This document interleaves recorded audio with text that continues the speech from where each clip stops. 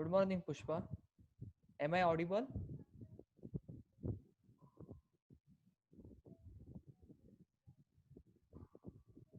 Yes. Am I audible to you? Good morning. Just unmute from your side and speak.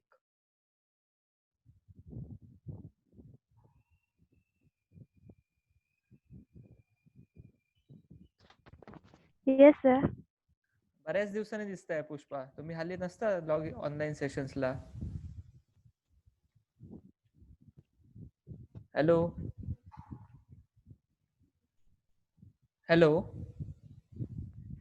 हा. तुम्ही बऱ्याच दिवसांनी आलात ऑनलाईन. हल्ली ऑनलाईन हो सेशन नसता का? काय कारण काय? सर. रेंजचा प्रॉब्लेम असतो इकडे. मग पाऊस असला की नाही भेटत. हो, पण दररोज तर पाऊस नाही ना. काही वेळेला पाऊस असतो, मी मान्य करतो. दररोज असं नाहीये ना. आता जवळपास 2 महिन्यापासून आपली ऍक्टिव्हिटी चालू आहे कंटिन्युअस. आता MSBT विचारत आहे किती लोक अटेंड करतात ऑनलाईन सेशन्स, त्याची माहिती द्या. अटेंडन्स किती आहे? आता मी आपला 40% टाकलाय अटेंडन्स. ओके, पण आता रेकॉर्ड जर मागितलं तर 40% पण अटेंड करत नाहीत लोक. बरोबर ना? मी काय वेगळं सांगत नाहीये. 15-16 लोक अटेंड करतात. 50-55 जण आहेत आपल्याकडे कमीत कमी क्लासमध्ये. मग रेकॉर्डेड सेशन तरी बघता का किंवा ऐकता का?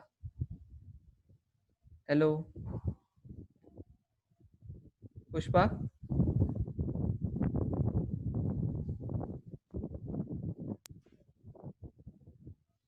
Yes Mukund. Good morning.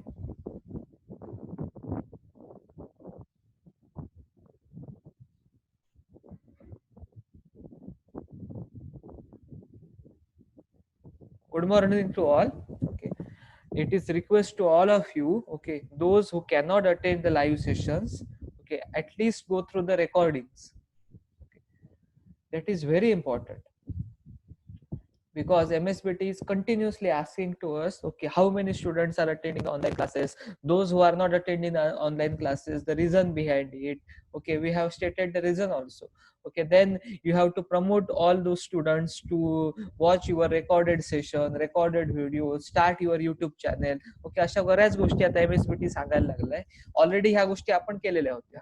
YouTube channel जवळपास मी मार्च महिन्यापासून चालू केलाय, त्याच्या आधीच केलाय चालू, आणि त्याच्यावरून मी काम करत होतो.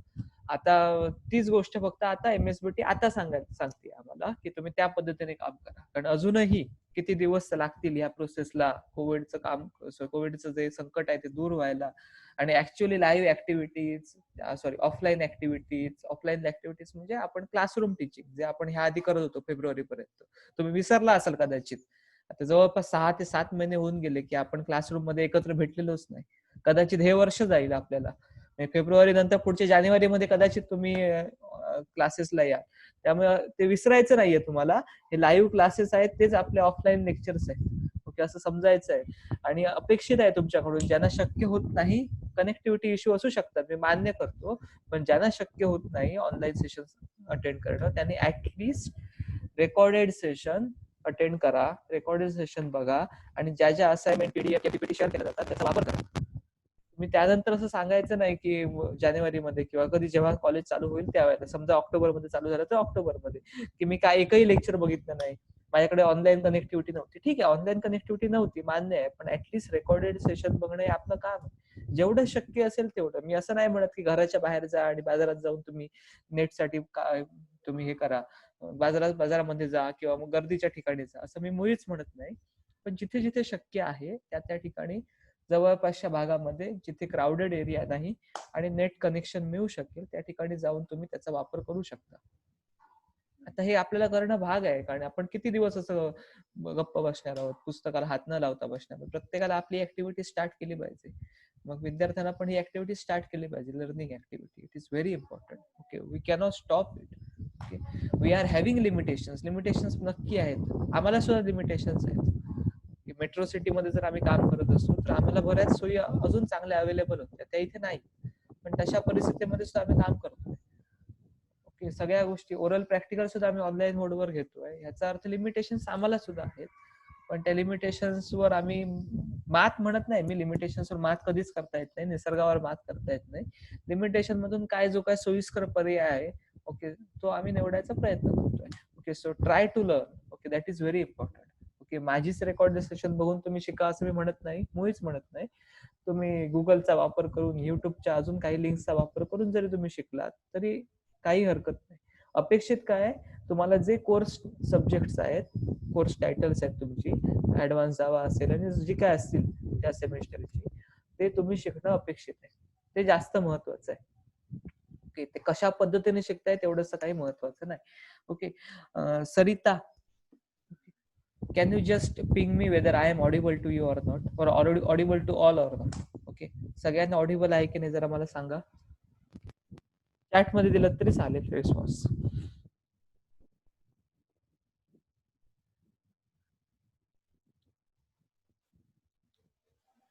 ठीक आहे, थँक्यू. चॅट मध्ये तुम्ही लगेच रिस्पॉन्स देता, पण तुम्ही कधी अनम्यूट करून तुम्ही मला बोलायला सांगितलं की तुम्ही बोलत नाही. काय मला काय गोष्टी समजत नाही. ठीक आहे, हरकत नाही, नो प्रॉब्लेम.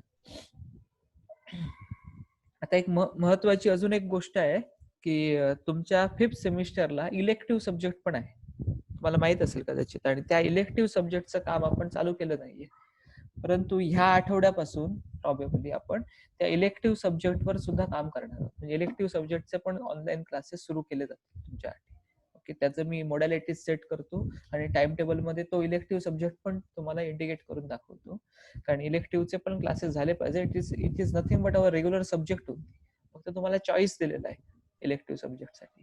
आपल्या व्हिजिटिंग आपल्या ज्या असतील त्यांच्या अवेबिलिटीनुसार जो इलेक्टिव्ह सब्जेक्ट त्यांना शक्य आहे, तुम्हाला सोपा आहे, अशा पद्धतीने तो आयडेंटिफाय केला जाईल आणि तो तुम्हाला पाठवला जाईल. ओके, त्याचा पण आपण शेड्यूल करू आणि त्याच्या पण क्लासेस आता आपण चालू करू. युनिट 1 पासून त्याच्यासाठी काम करू. त्याच्या मोडॅलिटीज कधीपासून ते चालू होतील ते सगळं तुम्हाला सांगितलं जाईल. तोपर्यंत जे सब्जेक्ट चालू आहेत त्याचा अभ्यास तुम्ही कंटिन्यू करा. In last session, okay, we come back to our topic. In last session we have discussed different steps of database connectivity, right? Okay, from first is a load the driver, then second step is the connection, third step is the prepare a statement, next step is the execute a query, and the last step is the process the result. Okay, त्या सगळ्या steps आपण बघितल्या होत्या आणि त्या steps perform करण्यासाठी कोणत्या गोष्टी कराव्या लागतात, कोणता कोड लिहावा लागतो, तो पण आपण बघितला होता, राईट.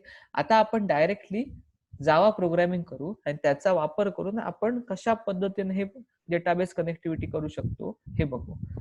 डेटाबेस कनेक्टिव्हिटी हा एक पार्ट आहे, लक्षात ठेवा. एक खूप महत्वाची गोष्ट तुम्हाला सगळ्यांना आली पाहिजे.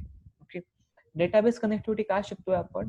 डेटाबेस कनेक्टिव्हिटी यासाठी शिकतोय कारण जावा ऍप्लिकेशनला न्यूमेरस डेटावर म्हणजे खूप मोठ्या प्रमाणात जो डेटा असतो त्याच्यावर काम करावं लागतं. आता काम करावं लागतं याचा अर्थ तो डेटा स्टोअर करावा लागतो किंवा त्या डेटाबेसवर किंवा त्या टेबल्सवर किंवा डेटावर ऑपरेशन्स परफॉर्म करावे लागतात. ऑपरेशन्स कदाचित इन्सर्शन्स असतील, अपडेशन्स असतील, वेगवेगळे ऑपरेशन्स त्या डेटाबेसवर करावे लागतात. यासाठी आपल्याला डेटाबेस मेंटेन करावा लागतो. ही जी नीड आहे ती प्रत्येकाला समजलेली आहे. आता आपण डेटाबेस का शिकतोय? तर डेटाबेस हा पुढे जे काय आपल्याला शिकायचं आहे, स्विंग ऍप्लिकेशन, त्याचा एक पार्ट आहे. तुम्हाला ह्या आधी पण मी सांगितलंय, समजा आपण लिव्हिंग सर्टिफिकेट बनवण्यासाठी एखादं स्विंग ऍप्लिकेशन, जावा स्विंग ऍप्लिकेशन बनवत असू, ठीक आहे. त्याच्यामध्ये वेगवेगळे टेक्स्ट बॉक्स असतील, बटन्स असतील, ड्रॉपडाऊन लिस्ट असतील, या सगळ्या गोष्टी त्या स्विंग ऍप्लिकेशनचा वापर करून आपण जर बनवत असू, तर जो डेटा जनरेट होतोय प्रत्येक कॅन्डिडेटचा, तो डेटा आपल्या डेटाबेसमध्ये स्टोअर झाला पाहिजे. आणि ऍट द सेम टाइम ज्या वेळेला तो कॅन्डिडेट आपल्या कॉलेजमधून बाहेर पडेल त्यावेळेला तो डेटा परत फेच करता आला पाहिजे. खूप महत्वाचं, data storage and data fetching. Data storage म्हणजे काय? प्रोग्राम कडे असलेला डेटा डेटाबेस मध्ये पाठवणं, त्याला म्हणायचं डेटा स्टोरेज. साठवून ठेवायचा, डेटा स्टोरेज. आणि डेटा फेचिंग याचा मिनिंग काय? डेटाबेस मध्ये असलेला डेटा आपल्या रिक्वायरमेंट प्रमाणे आपण प्रोग्राम मध्ये घेऊन यायचा. That is called as a data fetching. Okay, तो काही लोक त्याला एक्स्ट्रॅक्शन पण म्हणतात. डेटा एक्स्ट्रॅक्शन म्हणजे काय? डेटाबेस मध्ये अवेलेबल असलेला डेटा आपल्या नीड प्रमाणे ऍप्लिकेशन मध्ये घेऊन येणं, that is called as a data extraction. आणि ऍप्लिकेशन मध्ये असलेला डेटा आपल्या गरजेप्रमाणे डेटाबेस मध्ये स्टोअर करणं, that is called as a data storage. So there are two terms that are very important. Okay, I am sharing a screen here. There are two terms. Okay, We'll first share a screen. Okay. So first is called as a, we go one by one.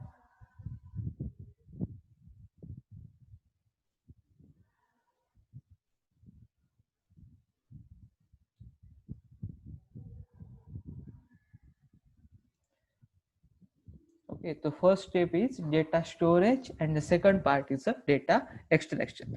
We first understand, okay, how to extract the data. Okay, we first understand how to extract the data. Right. How to extract data म्हणजे काय, की database मध्ये आपल्याकडे data available आहे, त्या डेटाला आपल्याला कुठे घेऊन यायचं आहे, ऍप्लिकेशन मध्ये घेऊन यायचंय, जावा ऍप्लिकेशन मध्ये त्या डेटाला घेऊन यायचंय. मग तुमच्यापैकी कोण मला सांगू शकेल का, आपण कोणती एसक्यूएल क्वेरी वापरली पाहिजे डेटा एक्स्ट्रॅक्शन करण्यासाठी, आपण कोणती एसक्यूएल क्वेरी वापरली पाहिजे? पुष्पा, अनम्यूट करा आणि बोला.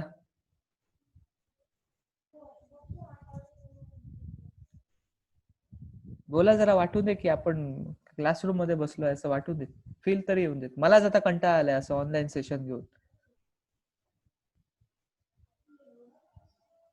Sharmila, unmute from your side and kindly speak.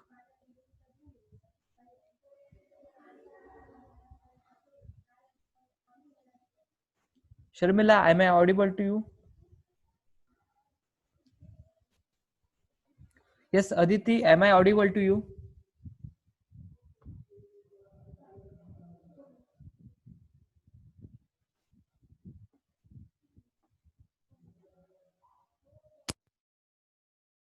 Madhuja, am I audible to you?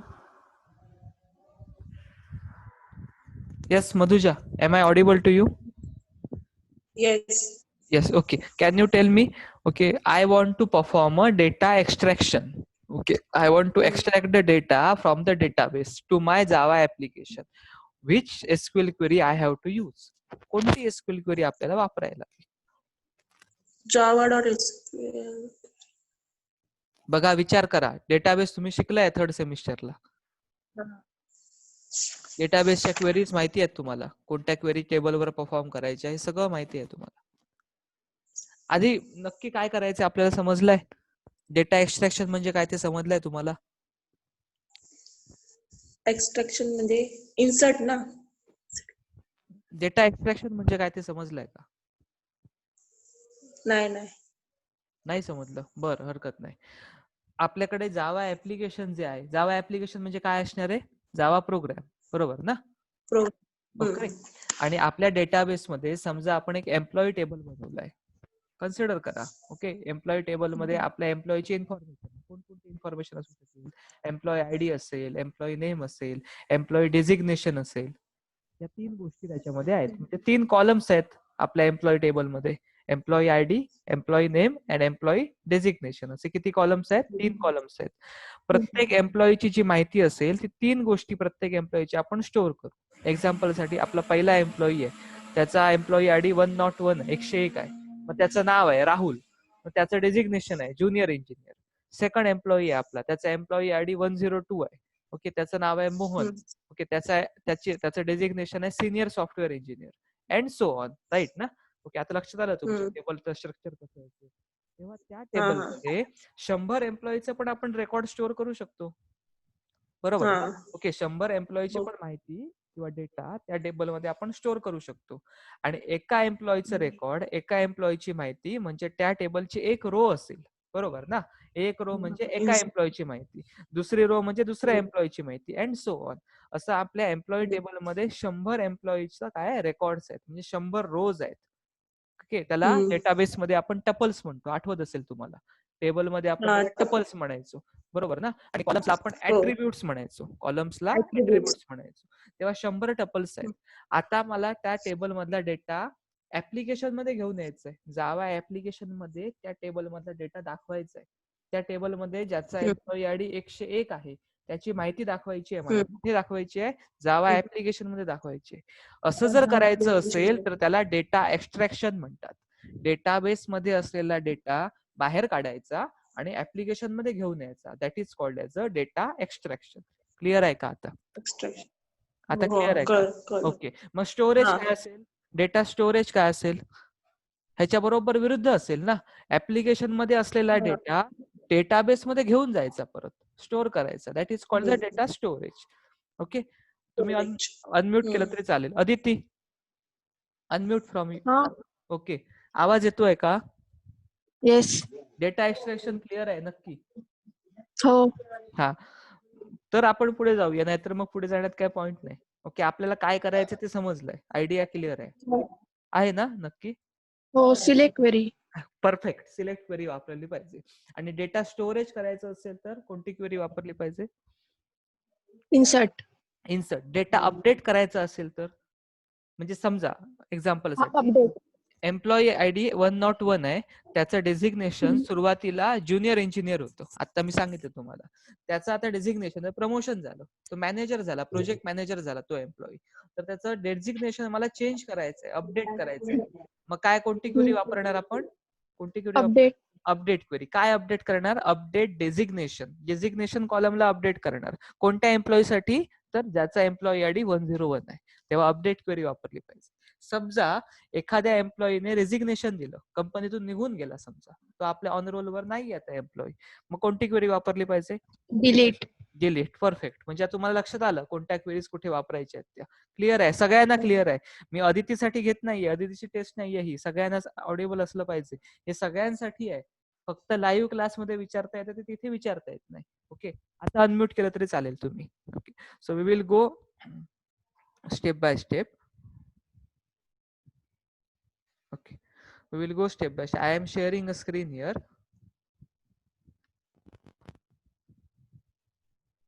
Okay, I have created this small Java class for you. Okay, I think it is visible for all of you, right?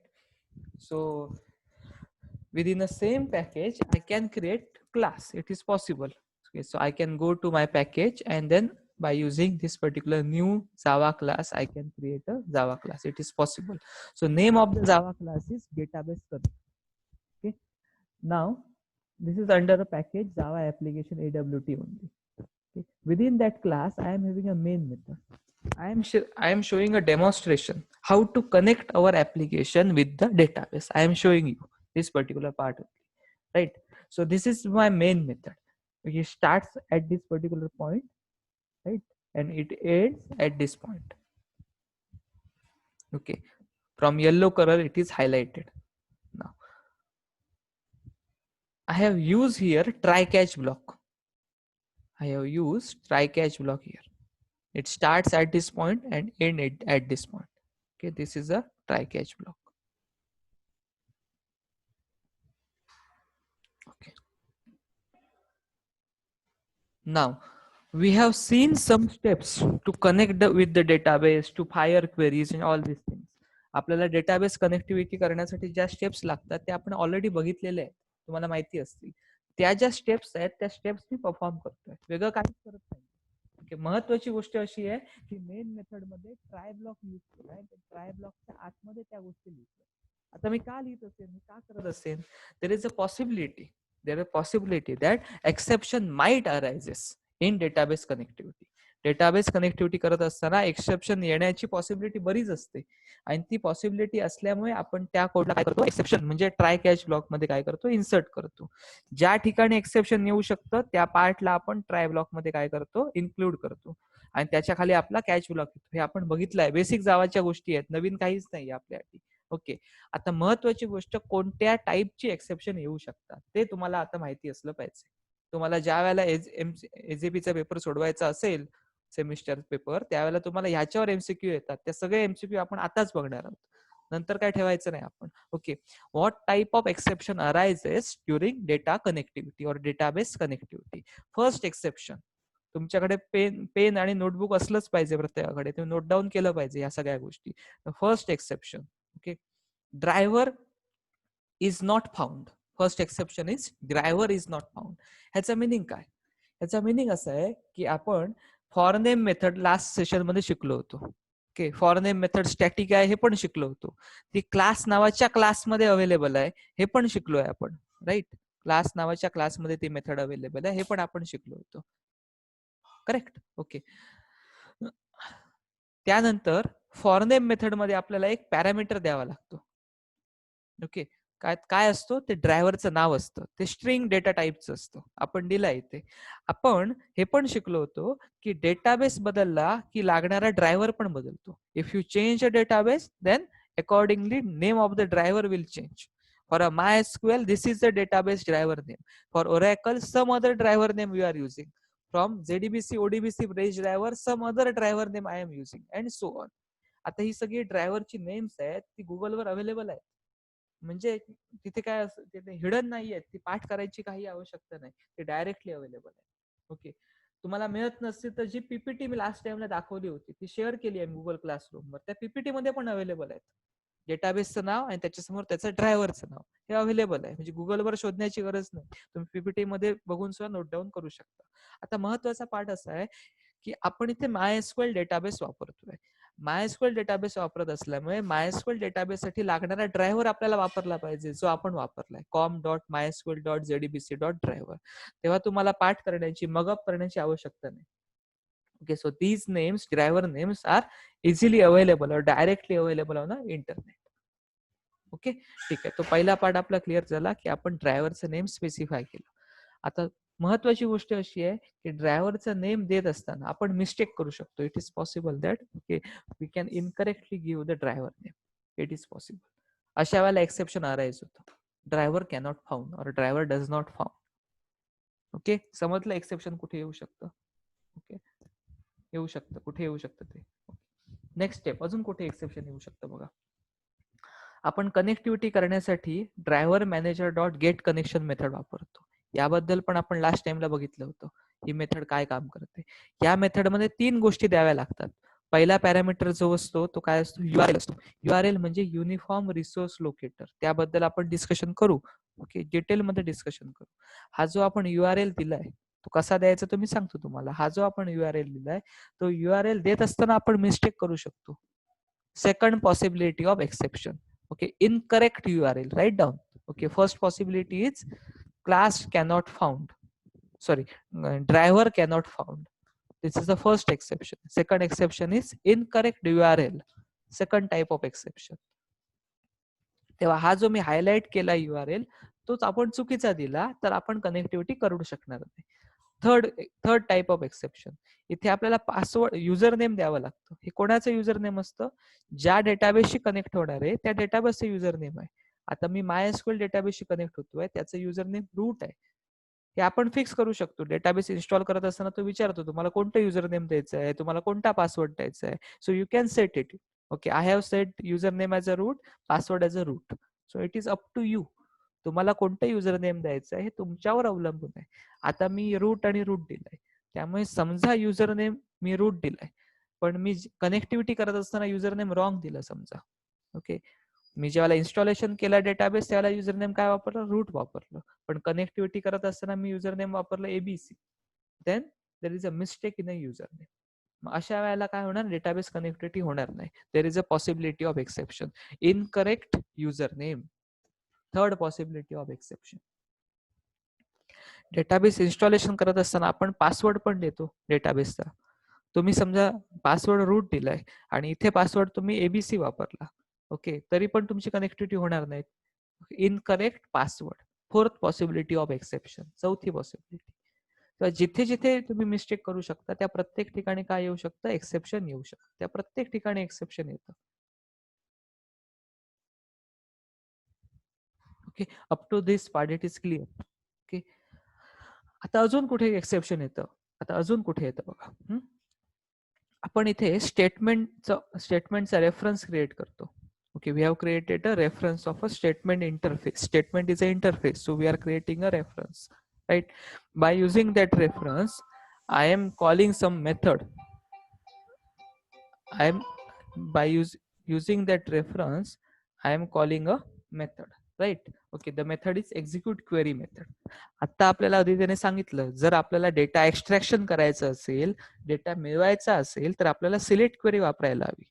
Okay, select query वापरायची आहे. पण मागच्या PPT मध्ये जर तुमच्या लक्षात असेल, ज्या वेळेला आपल्याला सिलेक्ट क्वेरी वापरायची असते त्या प्रत्येक वेळेला आपल्याला एक्झिक्यूट क्वेरी मेथड वापरावी लागते. पण ज्या वेळेला आपल्याला इन्सर्ट, अपडेट, डिलीट अशा क्वेरी वापरायच्या असतात त्याला कोणती मेथड वापरायला लागते? एक्झिक्यूट अपडेट मेथड वापरायला लागते. मागची पीपीटी बघा तुम्ही, तुम्हाला दिलेलं आहे हे सगळ्या गोष्टी आपण केल्या आहेत लास्ट सेशन मध्ये. ओके, आता पॉइंट असा आहे की मला कोणती क्वेरी फायर करायची आहे? सिलेक्ट क्वेरी फायर करायची आहे. मला सिलेक्ट क्वेरी पाहिजे, पण मी इथे मेथड वापरताना एक्झिक्यूट अपडेट मेथड वापरली. So it is incorrect. In that case, it is incorrect. So possibility of exception. Incorrect usage of method. This is the fifth possibility of exception. Incorrect usage. Incorrect usage चा meaning काय? की आपण आवश्यक असलेली method न वापरता दुसरी method वापरतो. आपल्याला सिलेक्ट क्वेरी फायर करायची होती, म्हणजे आपल्याला प्रोग्राम मध्ये एक्झिक्यूट क्वेरी मेथड वापरायची होती. ती मेथड न वापरता आपण एक्झिक्यूट अपडेट मेथड वापरली. त्यामुळे काय आलं? एक्सेप्शन आलं. आपल्या प्रोग्राम मध्ये काय आलं? एक्सेप्शन आलं. So these are the 5 cases in which exception arises. या अशा वेगवेगळ्या केसेस मध्ये एक्सेप्शन येऊ शकतं. म्हणून आपण हा जो कोड आहे त्या कोडला कुठे ठेवतो? ट्राय ब्लॉक मध्ये ठेवतो आणि त्या खाली काय करतो? कॅच ब्लॉक लिहितो. आता क्लिअर असेल तुम्हाला कुठे कुठे एक्सेप्शन येत होते. ठीक आहे, आता आपण परत मागे जाऊ. ड्रायव्हरचं नेम आपल्याला डायरेक्टली मिळतं. तुम्हाला सांगितलं गुगल वरून मिळू शकतं. पीपीटी मध्ये पण ते ड्रायव्हर नेम अवेलेबल आहे. ओके, तो पार्ट क्लिअर झाला आपला. पुढच्या पार्ट मध्ये आपण कनेक्शन इंटरफेसचा रेफरन्स बनवतोय कॉन आणि गेट कनेक्शन मेथड वापरतो. त्याच्यामध्ये आपण पॅरामीटर स्पेसिफाय करतो. जो पहिला पॅरामीटर आहे आपला तो कोणता आहे? URL आहे. ओके, आता URL कसं बनवायचं? ओके, URL बनवण्यासाठी प्रत्येक डेटाबेसने आपल्याला काही प्रोसिजर दिलेली आहे. तर MySQL ने पण प्रोसिजर दिली आहे. ती प्रोसिजर कशी आहे? First keyword is a JDBC. JDBCचा मिनिंग आहे Java database connectivity. Second, after that colon. Okay, after that name of the database. Okay, कुठला डेटाबेस वापरतोय आपण? MySQL डेटाबेस वापरतोय. ठीक आहे, नेम ऑफ द डेटाबेस. आता MySQL डेटाबेस हा डेटाबेस सर्व्हर आहे. ओके, आणि डेटाबेस सर्व्हर आहे ह्याचा अर्थ काय? डेटाबेस सर्व्हर आहे याचा अर्थ ते एक मशीन आहे ज्याचा IP ऍड्रेस असणार आहे. जरुरी नाही ते जे मशीन आहे ते आपल्या लोकेशनला आहे. एक्झाम्पल साठी तुम्ही तुमच्या घरातनं कनेक्ट होताय डेटाबेस सर्व्हरशी, MySQL सर्व्हरशी. तुमच्या घरामध्ये जे मशीन आहे, कॉम्प्युटर आहे, त्याचा वापर करून तुम्ही MySQL सर्व्हरशी कनेक्ट होताय. आता MySQL सर्व्हर तुमच्याच लोकेशनला असायला असं अपेक्षित नाही. तुमच्या मशीनवर अवेलेबल असेल तर ठीक आहे, नसेल तर दुसऱ्याच्या मशीनवर तो अवेलेबल असेल. समजा अदिती प्रोग्रामिंग करते आणि MySQL सर्व्हर समजा मधुजाच्या मशीनवर अवेलेबल आहे. त्या मधुजाच्या मशीनचा एक IP ऍड्रेस आहे, त्याचा वापर करावा लागणार आपल्याला. ओके, म्हणून डेटाबेसचं नाव दिल्यानंतर आपण काय वापरतो? हे स्लॅश वापरतो आणि इथे काय देतो? IP ऍड्रेस देतो. ऍक्च्युली काय देतो आपण? IP ऍड्रेस देतो. आता मी परत केस एक्सप्लेन करतो. अदितीच्या मशीनवर आपण जावा प्रोग्रामिंग करतोय आणि मधुजाच्या मशीनवर आपल्याकडे MySQL डेटाबेस अवेलेबल आहे. ओके, आता अदितीच्या मशीनला कोणाशी कनेक्ट व्हायचं आहे? मधुजाच्या मशीनवर असलेल्या MySQL डेटाबेसशी कनेक्ट व्हायचं आहे. अशा केसमध्ये अदितीला मधुजाच्या मशीनचा IP ऍड्रेस द्यायला लागेल. इथे काय द्यायला लागेल? IP ऍड्रेस द्यायला लागेल. कोणाच्या मशीनच्या? मधुजाच्या मशीनचा द्यायला लागेल. आणि followed by port number. Port number म्हणजे काय? प्रत्येक सर्व्हर रन होण्यासाठी एक पोर्ट लागतो. ओके, तुम्हाला माहित असेल हा. ओके, दोन प्रकारचे ऍड्रेस असतात. One is called logical address, second is called physical address. आपण कोणता ऍड्रेस वापरणार? IP address. It is a logical address. तर आपल्याला IP तर मिळाला, मशीन तर मिळालं. मशीन समजा मधुजाच्या मशीनचा IP ऍड्रेस आहे 192.168.1.1. IP ऍड्रेस मला मिळाला तिच्या मशीनचा. पण फक्त IP ऍड्रेस म्हणून फायद्याचं नाही. तिच्या मशीनवर डेटाबेस कोणत्या पोर्टवर काम करतोय? बऱ्याच सर्व्हिसेस आहेत, तिच्याकडे 10 सर्व्हिसेस रन होत आहेत तिच्या मशीनवर. त्यापैकी एक सर्व्हिस कोणती आहे? तर MySQL डेटाबेस. मग ती सर्व्हिस आयडेंटिफाय करण्यासाठी त्याला पोर्ट नंबर असतो. प्रत्येक सर्व्हिसला एक पोर्ट नंबर असतो. एक्झाम्पल साठी HTTP सर्व्हिस असेल तर पोर्ट नंबर किती असतो? 8080. ऐकलं असेल तुम्ही. FTP सर्व्हर साठी पोर्ट नंबर किती असतो? 221 अँड सो ऑन. प्रत्येकाचा पोर्ट नंबर ठरलेला आहे. तसा MySQL साठी डिफॉल्ट पोर्ट नंबर काय? 3306. म्हणजे MySQL सर्व्हिस मधुजाच्या मशीनवर 3306 या पोर्ट नंबरवर अवेलेबल आहे. हे युनिकली असतं. कोण देत आपल्याला? सिस्टीम देते. आपण नाही ठरवत. डिफॉल्ट पोर्ट नंबर सिस्टीम आपल्याला देते. तो कोणता आहे? 3306 आहे. म्हणजे मधुजाच्या मशीनचा IP address at the same time मधुजाच्या मशीनचा पोर्ट नंबर जर मला मिळाला तर मी MySQL डेटाबेसशी काय करू शकतो? कनेक्ट होऊ शकतो. ठीक आहे. आता पुढची केस. आता मी जे काय काम करतोय त्याच्यामध्ये माझ्या मशीनवर MySQL डेटाबेस आहे आणि माझ्याच मशीनवर जावा प्रोग्राम आहे. नेटबीन्स पण माझ्याच सिस्टीमवर अवेलेबल आहे आणि माझ्याच मशीनवर काय MySQL डेटाबेस पण इन्स्टॉल केलाय मी. मग अशा केसमध्ये मला दुसऱ्या मशीनचा आयपी ऍड्रेस देण्याची गरज नाही. There is no need to give the IP address of some other machine. Okay, I am using a IP address of my machine, my own machine. जर स्वतःच्या मशीनचा आयपी ऍड्रेस द्यायचा असेल तर आपण काय वापरतो? लोकल होस्ट वापरतो. लोकल होस्ट म्हणजे काय? स्वतःच्या मशीनचा आयपी ऍड्रेस. ओके, तेव्हा आता क्लिअर झालं असेल लोकल होस्टचा मिनिंग काय. लोकल होस्ट म्हणजे आयपी ऍड्रेसच आहे, पण कोणाचा आहे? स्वतःच्या मशीनचा आहे, कारण माझ्याच मशीनवर MySQL डेटाबेस आपण इन्स्टॉल केलेला आहे. ठीक आहे, तो इथपर्यंत क्लिअर आहे. 3306 पर्यंत क्लिअर आहे तुम्हाला. IP address followed by port number slash company. Company हे डेटाबेसचं नाव आहे. की महत्वाची गोष्ट, MySQL मध्ये मी डेटाबेस क्रिएट करू शकतो. क्रिएट डेटाबेस कमांड आहे, आपल्याला माहित आहे, तुम्ही वापरली आहे कमांड. एका MySQL मध्ये किती डेटाबेस बनवू शकता? कंपनी डेटाबेस बनवू शकता, कॉलेज डेटाबेस बनवू शकता, कदाचित तुम्ही स्कूल डेटाबेस बनवू शकता. So it is possible. You can create an number of databases. So मी कोणता डेटाबेस बनवलाय? कंपनी नावाचा डेटाबेस बनवलाय. आणि त्या कंपनी नावाच्या डेटाबेस मध्ये मला पाहिजे तेवढी टेबल्स बनवणार आहे. मी 5 टेबल बनवू शकतो, 10 टेबल्स बनवू शकतो, 15 टेबल बनवू शकतो. It is up to you, up to us. तेव्हा आपण कसं करतो? एक पहिल्यांदा डेटाबेस बनवतो, डेटाबेसच्या आतमध्ये काय बनवतो? टेबल्स बनवतो. ठीक आहे, तेव्हा मी कंपनी नावाचा डेटाबेस बनवलाय आणि त्याच्या आतमध्ये EMP नावाचा टेबल बनवलाय. हे खूप महत्वाची गोष्ट आहे. बरेच लोक ह्याच्यामध्ये कन्फ्युज होतात. इथे टेबलचं नाव द्यायचं की डेटाबेसचं नाव द्यायचं? लक्षात ठेवा, इथे आपण नेहमी डेटाबेसचं नाव द्यायचं. We are connecting with the database. आपण कंपनी नावाच्या डेटाबेस बरोबर कनेक्ट होतो. मग त्या डेटाबेसमध्ये जेवढी टेबल्स आहेत तेवढी वापरण्याचा आपल्याला अधिकार आहे. आपण जावामध्ये पण हेच करतो बघा. आपण काय करतो? पूर्ण पॅकेजला काय करतो? इम्पोर्ट करतो. मग त्या पॅकेजमध्ये जेवढे क्लासेस आहेत ते सगळे क्लासेस वापरण्याचा आपल्याला अधिकार आहे. We are importing a package. Indirectly every class present in that package it is accessible to us. Similarly, we are connecting with the database. Indirectly, we can use any number of tables which are present in that database. तो company database मध्ये जेवढी tables असतील ती सगळी tables वापरण्याचा आपल्याला काय अधिकार आहे. आता क्लिअर झालं असेल प्रत्येकाला. ठीक आहे, पुढचा पार्ट काय? युजर नेम, जे आपण सुरुवातीला सेट केला इन्स्टॉलेशनला, आणि पुढे काय? Password. So this step is clear. Get connection is clear. Okay, third step is prepare the statement. ह्याला काय म्हणतात? Preparation of a statement. He already बघितली आहे आपण लास्ट सेशनला सुद्धा. कशी लिहायची?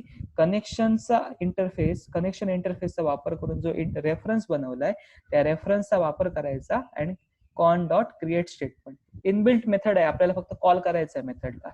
तुम्हाला काही जास्त त्रास नाहीये यामध्ये. काय करायचं असतं? कॉन dot create statement. Okay, so intelligence आहे आपल्याकडे नेटबीन्स मध्ये, तो सगळ्या मेथड्स देतो आपल्याला. Create statement. ओके, त्याचा वापर करून काय करतो आपण? स्टेटमेंट इंटरफेसचा काय बनवतो? रेफरन्स बनवला. कोणता बनवला? HTML. त्याचा वापर करून आपण क्वेरी फायर करणार आहोत. Execute query. आता एक्झिक्यूट क्वेरी बद्दल डिस्कशन केलंय आपण. ही क्वेरी प्रत्येकाला माहित आहे. Select star from EMP. EMP काय? आपलं टेबल आहे, टेबलचं नाव आहे. Select star from EMP. आता EMP टेबल मध्ये समजा 10 एम्प्लॉईचे रेकॉर्ड्स असेल. 10 एम्प्लॉईचे रेकॉर्ड्स म्हणजे 10 काय असतील? टपल्स असतील, 10 रोज असतील.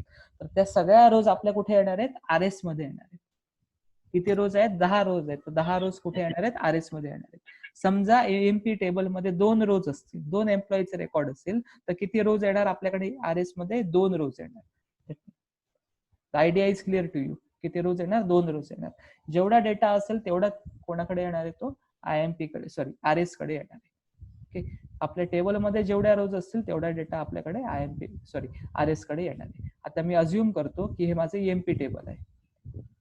मी इथे ड्रॉ करतोय बघा. सॉरी, हे माझं कोणतं आहे? EMP टेबल आहे. EMP टेबल मध्ये 3 कॉलम्स आहेत. ओके, पहिला कॉलम आहे आपला एम्प्लॉई ID, EID. ओके, दुसरा कॉलम काय? Employee name. This is my employee ID, this is my employee name, this is my employee designation. मी त्या कॉलमची नावं लिहित नाही आता, काय आवश्यकता नाही, तुम्हाला सगळ्यांना माहिती आहे. एम्प्लॉई ID आहे 101. ओके, त्याचं एम्प्लॉई नेम आहे. ओके, आणि त्याचं इथे एम्प्लॉई नेम आहे, इथे त्याचं डेझिग्नेशन आहे. Employee ID 102. अगेन त्याचा एम्प्लॉई नेम आहे इथे आणि डिझिग्नेशन आहे. ओके, हा पार्ट प्रत्येकाला क्लिअर आहे. मग आर एस मध्ये काय येतं आता? आर एस मध्ये बघा, इथे आर एस आला आपल्या. या आर एस मध्ये काय येतं? तर आर एस मध्ये फक्त ह्या व्हॅल्यूज येतात. खूप महत्वाची गोष्ट आहे ही. आर एस मध्ये काय येतं? व्हॅल्यूज येतात. फक्त हा पार्ट येतो, डेटा येतो आर एस मध्ये. आर एस मध्ये employee I D, employee name, employee designation हे कॉलमची नावं येत नाहीत, फक्त डेटा येतो. मी रेड लाईन्सने काय केलंय, त्याला हायलाइट केलंय. डेटा इथे नाव आहे, इथे डिझिग्नेशन आहे, प्रत्येकाला समजतंय. So this data is available to R S. Okay, record of first employee, okay, and record of second employee is available to R S. आता प्रॉब्लेम असा आहे की आर एस कडे दोन गोष्टी आहेत, दोन एम्प्लॉईचे रेकॉर्ड्स आहेत. त्याला सुरुवातीला पहिल्या एम्प्लॉईचे रेकॉर्ड दाखवायला लागेल, नंतर दुसऱ्या एम्प्लॉईचे रेकॉर्ड दाखवायला लागेल. सुरुवातीला आर एस कुठे आहे? First row. सुरुवातीला आर एस कुठे आहे आपला? सुरुवातीला आर एस इथे आहे, पहिल्या रोच्या मागे आहे, पहिल्या रोच्या आधी आहे, जस्ट इथे आहे. आपण काय करणार? आपण कोणती मेथड वापरणार? R S dot next method वापरणार. ही नेक्स्ट मेथड काय करते? आर एसचा जो कर्सर आहे, त्या कर्सरला, कर्सर कुठे होता बघा? पहिल्या रोच्या जस्ट आधी होता, पहिल्या रोच्या जस्ट आधी इथे होता बघा कर्सर, मी हायलाइट केलाय तुम्हाला. त्या कर्सरला काय करते नेक्स्ट मेथड? पहिल्या रो कडे घेऊन जाते, फर्स्ट रो कडे घेऊन जाते, आर एस डॉट नेक्स्ट. त्याचा वापर करून आपण पहिल्या रो मध्ये जे रेकॉर्ड्स आहेत त्याला काय करतो? आपण बाहेर काढतो, शो करतो. सिस्टीम डॉट आउट डॉट प्रिंटएलएन ने शो करतो. पहिल्या रो मध्ये पहिलं रेकॉर्ड काय आहे? एम्प्लॉई आयडी आहे. तो कसा आहे? इंटीजर आहे, म्हणून काय वापरलं आपण? R S dot get int. कोणती मेथड वापरली? R S dot get int. Bracket मध्ये काय लिहिलं? 1 indicates first column. Remember this, 1 indicate first column. कॉलमचं नाव देण्याची काही गरज नाही. ओके, त्याच्या पुढे आपण काय केलं? स्पेस दिली फक्त, ते तुम्ही देऊ शकता. त्यापुढे आपण परत कॉन्कॅटिनेशन ऑपरेटर वापरलं आणि काय वापरलं? R S dot get string 2. का 2 वापरलं? कारण सेकंड कॉलम आहे. गेट स्ट्रिंग मेथड का वापरली? कारण एम्प्लॉई नेम आहे, ते इंटीजर व्हॅल्यू नाहीये, स्ट्रिंग व्हॅल्यू आहे ती. परत आपण स्पेस दिली आणि परत काय वापरलं? R S dot get string 3 वापरलं. 3 का वापरलं? थर्ड कॉलम आहे. आणि गेट स्ट्रिंग का वापरलं? कारण इथे डेझिग्नेशन आहे, ते पण आपलं स्ट्रिंग असू शकतं. ओके, तेव्हा हे पहिला कॉलम माझा इंटीजर होता, दुसरा कॉलम माझा काय होता? व्हेरिएबल कॅरेक्टर होता. कारण स्ट्रिंग नावाचा डेटा टाईप डेटाबेस मध्ये अवेलेबल नाही, तिथे व्हॅरकॅर नावाचा डेटा टाईप आहे. आणि इथे कोणता कॉलम होता? परत व्हॅरकॅर कॉलम होता.